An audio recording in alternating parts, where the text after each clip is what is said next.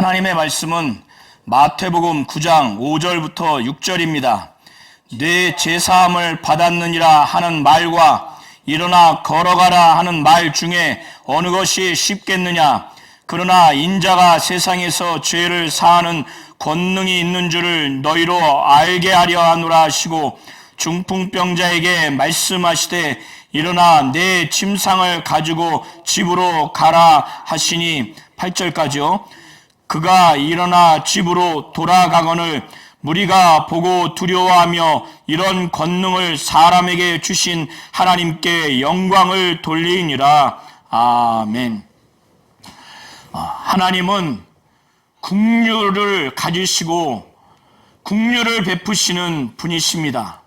하나님이 죄가 많은 인간을 향해서 긍휼이 너무나 많기 때문에 죄가 있음에도 불구하고 우리 죄인의 죄를 없이 하시기 위해서 그의 아들을 죄 있는 육신의 모양으로 보내주셨고 그가 모든 인류의 죄를 짊어지시고 죽으시고 부활하셔서 하나님 보좌 우편에 앉아 계셨습니다. 하나님 아버지는 긍휼이 많으신 분이십니다. 그래서 죄가 그렇게 많은 인간도 그 긍휼을 베푸시는데 너무나 사랑하고 긍휼하기 때문에 그 죄가 많은 자들의 그 죄를 없이 하면서까지 우리에게 하나님의 긍휼을 나타내 주셨습니다. 죄를 없이 하고 죄를 용서하는 것은 하나님만이 베풀어 주실 수 있는 최고의 긍휼입니다. 죄를 없이 하는 권세가 있고 권능이 있는 분은 하나님 한 분뿐입니다. 그것은 기계적으로 형식적으로 그 죄를 없이 하는 분이 아니라 너무나 긍휼하기 때문에 너무나 긍휼이 많기 때문에 너무나 사랑하기 때문에 그 사랑하는 자의 가장 더러운 죄, 가장 저주스러운 죄마저 그의 아들을 죄 있는 육신의 모양을 통해서 그 죄를 대신 짊어지게 하셔서 그 죄를 없이 하도록 그 죄를 사하도록 그렇게까지 하나님은 긍휼이 많으신 분이십니다. 그 긍휼을 인간에게 베풀어 주셨는데 그 최고의 긍휼과 사랑의 표현이 죄를 없이 하고 죄를 용서하시는 그의 권세와 그의 권능을 나타내 주셨다는 겁니다. 이것은 참으로 할 수 없는 하나님마저도 좀처럼 할 수 없는 그의 아들을 죄 있는 육신의 모양으로 보내셔서 죽음에 이르기까지 죽음에 내어 주면서까지 우리의 죄를 다 씻게 하시고 용서할 수 있는 하나님과의 화목의 길을 열어주신 것입니다. 예수께서도 그는 이 땅에서 이 세상에서 자신이 죄를 사하는 권세와 죄를 사하는 권능이 있는 바로 하나님만이 죄를 사할 수 있는 분이신데 하나님만이 죄를 사할 수 있는 권세와 권능이 있는 분인데 자신이 바로 하나님이라는 사실을 나타내 주시기 위해서 오늘 본문 범위에서 오늘 설교 범위에서 중풍병자를 낫게 하고 또 죄인인 세리인 마태를 부르고 그와 함께 하면서 세리와 죄인들과 함께 식사하는 이런 것을 통해서 죄를 사하는 권세와 권능이 있는 하나님이신 예수, 그 예수가 의인을 부르러 온 것이 아니라 죄인을 부르러 왔고 그래서 죄인과 함께 하는 그 식사 시간을 통해서 이것을 나타내 주신 것입니다. 예수께서는 가다라 지방 내지는 거라사 지방에서 배를 타고 가버나움에 도착했는데 수일 후에 도착을 했습니다. 그래서 어느 집에 들어갔는데 많은 사람들이 예수가 그 집에 있다는 것이 막 소문이 났습니다.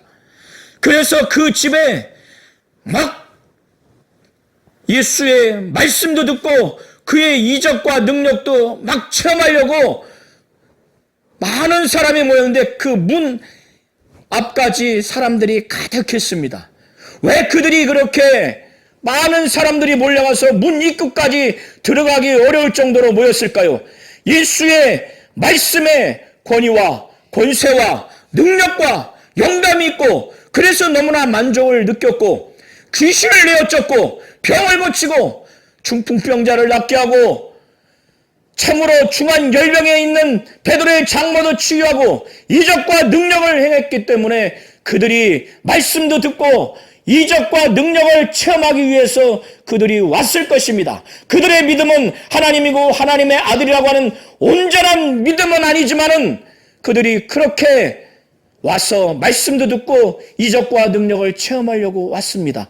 그러나 그것과 정반대로 갈릴리 각처에서 또 예루살렘과 유대에서 바리새인과 서기관들도 그 집에 앉아 있었습니다. 그때 예수께서는 그들을 향해서 말씀도 가르치고 또 하나님이 병 고치는 능력을 그와 함께하게 하셔서 그와 함께해서 그 가운데 아마 놀라운 병 고치는 능력을 나타내 준 것으로 보여집니다. 그때 한 중풍병자가 있었고 또 그의 친구들 4명이 있었습니다.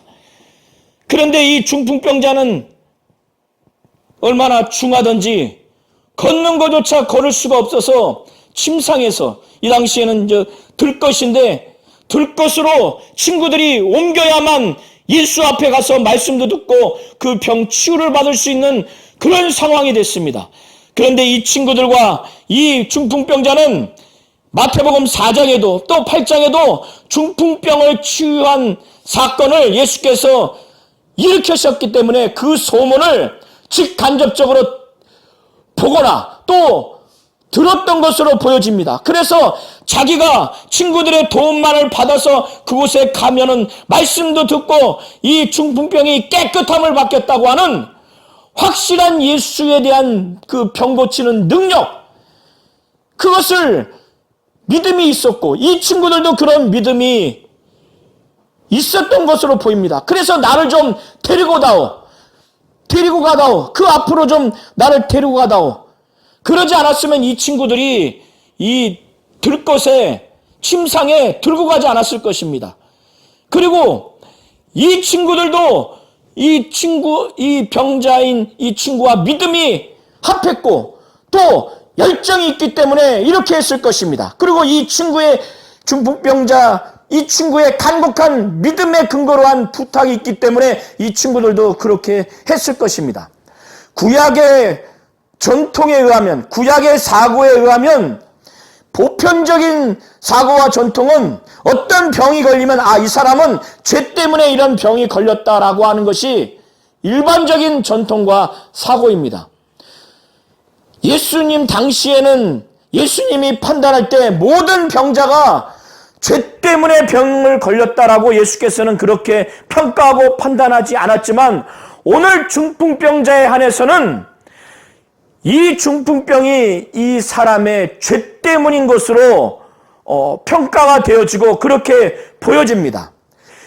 이 4명의 친구들은 침상, 이동식 들것으로 이 친구를 뉘어서 데리고 왔어요. 예수 앞에 반드시 그 앞에 데리고 가려고. 그래서 말씀도 듣고 가장 먼저 이 예수께 말씀으로 귀신을 쫓든지 또 손을 얹어서 안수를 받든지 완전히 병을 나을 수 있도록, 그리고 이 사람도 이 병이 죄 때문에 이렇게 된 것이라는 생각도 아마 했을는지 모릅니다.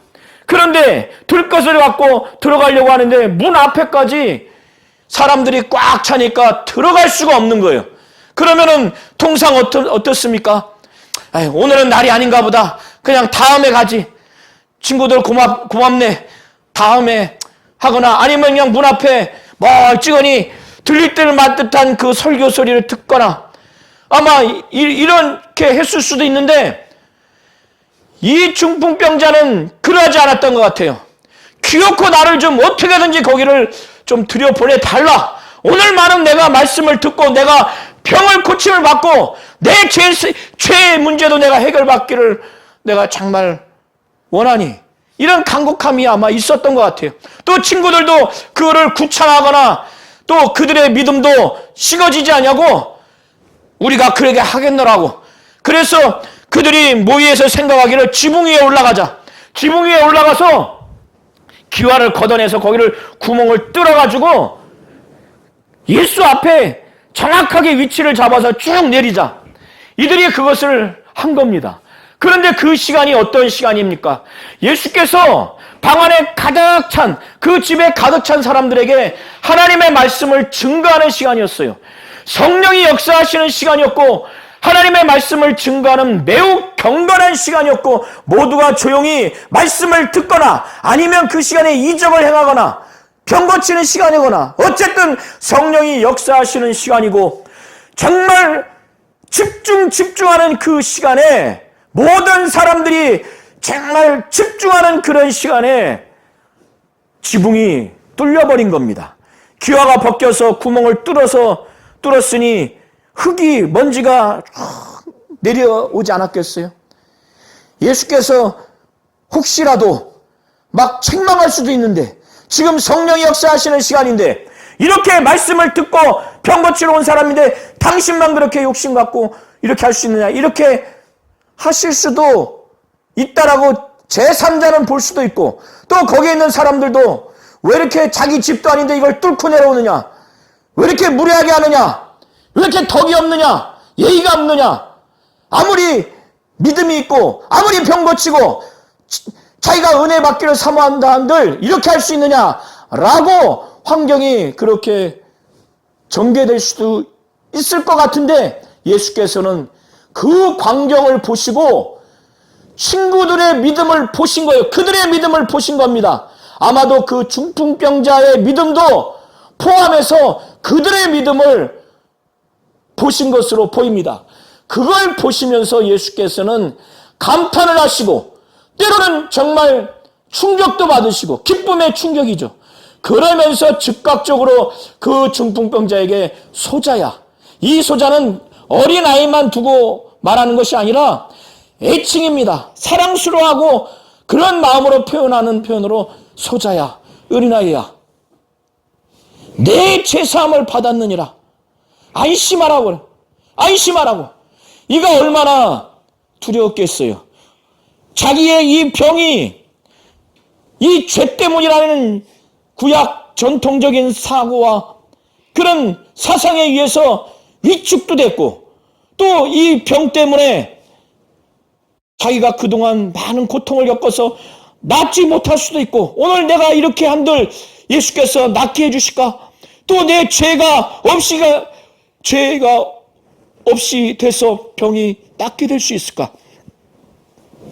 그리고 이렇게 인간적으로 무례하고 무모하게 주님이 볼 때도 꺼려지는 이런 분위기와 방식으로 이렇게 내려왔으니 이거 어떻게 될 건가? 불안하고 염려스럽고 총체적인 그런 상황 가운데 예수께서는 안심하라. 안심하라는 거예요.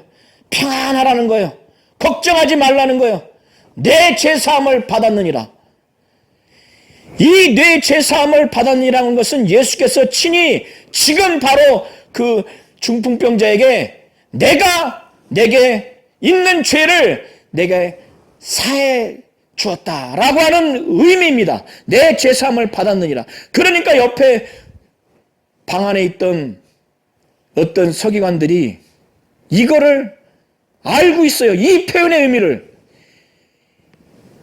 이 사람이 누군데 이런 말을 하고 있느냐. 그들 속으로 생각하고 있는 거예요.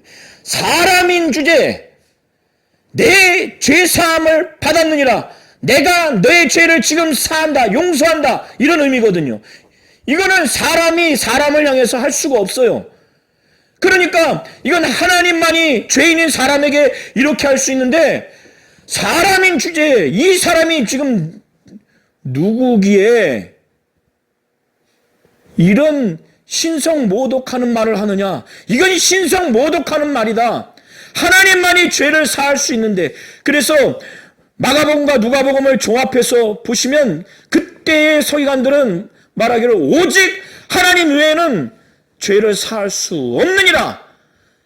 이렇게 생각하고 있는 거예요. 이렇게 말을 합니다. 그들의 마음으로 그렇게 말을 해요. 그러니까 예수께서 이들이 자기를 향해서 속으로 생각하고 있지만 이미 정확하게 무슨 생각을 하고 있는지 그 내용도 정확하게 알고 말씀하시는 거예요. 알고. 너희가 왜 마음에 이런 생각을 하느냐? 너희 마음에 왜 악한 생각을 하느냐? 예수께서 하나님으로서 이 중풍병자에게 병을 고치기 전에 먼저 내 죄사함을 받았느니라.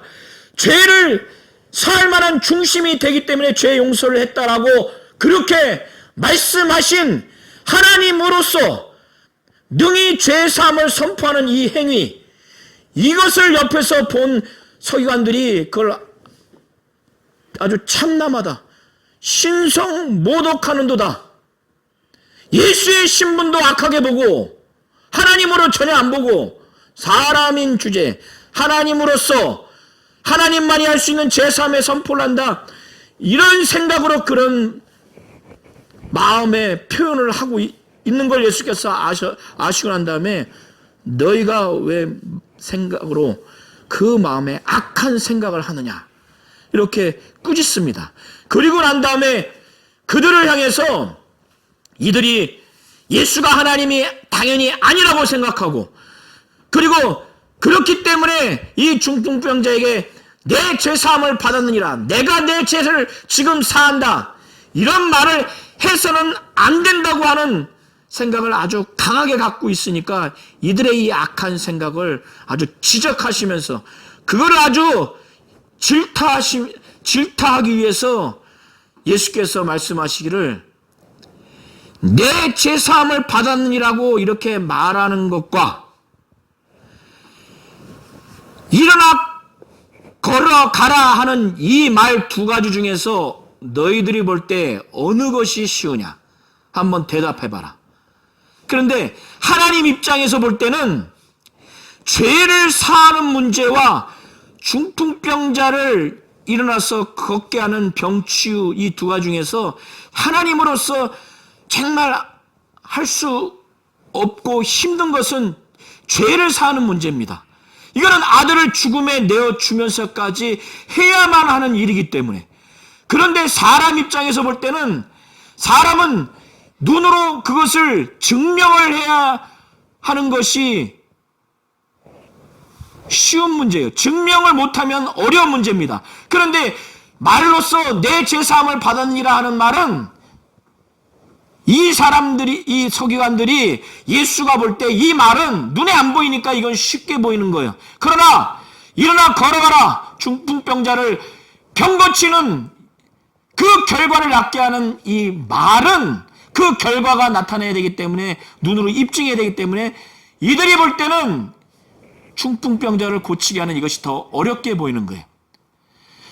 그런데 예수께서 이들에게 이 세상에서, 이 땅에서 자신이 지금 중풍병을 고침으로 인해서 보다 본질적으로, 보다 더 어려운 이 죄를 사하는 권세와 권능이 있다고 하는 것을 세상에서 이 서기관들, 이 악한 생각을 하는 이들에게 지금 바로 증명해 보이고자 작정을 하십니다. 그래서 예수께서 중풍병자에게 바로 얘기를 해요. 너는 지금 일어나서 내 상을 들고 집으로 가라! 이렇게 하니까 이 중풍병자가 바로 일어나니까 바로 일어납니다. 이 믿음이 대단하죠. 대단합니다. 그러니까 예수께서 죄 용서도 바로 선포할 만한 심령이 되고, 그러한 믿음이 되니까 바로 순종합니다. 그리고 일어나서 깨끗함을 받아요. 그러니까 자기도 놀랬죠. 막 충격이죠. 막 감동. 그래서 하나님께 막 영광을 돌려요. 영광을 돌리고 이제 집으로 돌아갑니다. 이 광경을 본 이 서기관들은 묵묵부답, 참담하죠. 참담해. 구약의 전통적인 사고와 사상에 의하면은 죄 때문에 병이 걸렸고 그 병의 깨끗함을 받았다는 얘기는 죄사함을 받았다는 얘기인데, 이것을 지금 이들 앞에서 즉각적으로 나타나니까 아무 대답을 하지 못해요. 말로써 무엇이 쉬운지, 내 죄사함을 받았느니라는 말이 쉽다고 말도 못하고, 또 일어나 걸어가라고 하는 이 말이 쉽다고 하는 말도, 그게 더 쉽다고 하는 말도 말을 못해요. 그런데 지금 예수께서 중풍병도 고치면서 보다 본질적으로 더 어려운 하나님만이 할 수 있는 죄사함의 그 권세, 권능을 지금 바로 나타냈으니 이 서기관들이 하나님께 영광을 돌릴 마음도 없고 뭐 충격이죠. 그래서 아주 묵묵부답이에요. 아주 충격받았을 거예요. 그런데 그 방 안에 있는 많은 사람들은 자기들이 여태까지 도무지 보지 못한 일이다, 정말 놀라운 일이다, 아주 충격받아서, 너무너무 충격받아서 하나님께 영광 돌렸어요. 왜? 이건 하나님만이 하실 수 있는 그 권능과 그 권세의 결과이기 때문에 이것을 지금 예수께 주셨구나.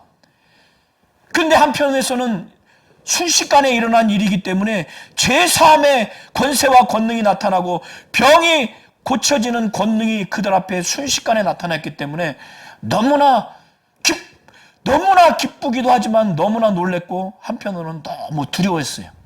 실제로 예수의 그 죄사하는 권세와 그 권능이 나타난 그 장면, 병 고치는 권능이 그들 앞에 순간 나타났을 때 기쁘기도 하고 놀라기도 하지만, 그 분이 그렇게 역사한 그 상황이 두렵기도 하고 그분이 두려웠을 겁니다. 사람이 아니라는 것을 순간 느꼈기 때문에. 예수께서는 이 이후에 해변을 쭉 거니셨습니다. 예수께서는 이렇게 인자가, 다니엘서 7장에 정말 영광스러운 존재로서의 그 인자를 말하는데 자기 자신을 두고 지금 인자로 말하는 겁니다. 일반 사람을 말하는 것이 아니라 인자, 정말 인자, 심판하는 분으로서 또 영광 중에 나타나는 바로 메시아 그리스도라고 하는 그 인자, 자신을 인자라고 소개하면서 인자가 세상에서 땅에서 죄를 사는 권세와 권능이 있다는 것을 알게 하리라. 바로 지금 그걸 나타내 주신 것이에요. 자신은 바로 하나님이시라는 거예요. 죄를 사하는 권세와 권능은 사람 중에는 아무도 없습니다. 죄인이 죄를 어떻게 사합니까? 그건 오직 하나님만이 죄인을, 죄 용서를 사할 수 있는 권세와 권능이 있는 거예요. 이걸 지금 나타내 주신 것입니다. 중풍병자의 치유를 통해서 보다 본질적으로 자신은 하나님으로서 죄를 사하는 권세와 권능이 있는 분이라는 걸 나타내 주신 것입니다.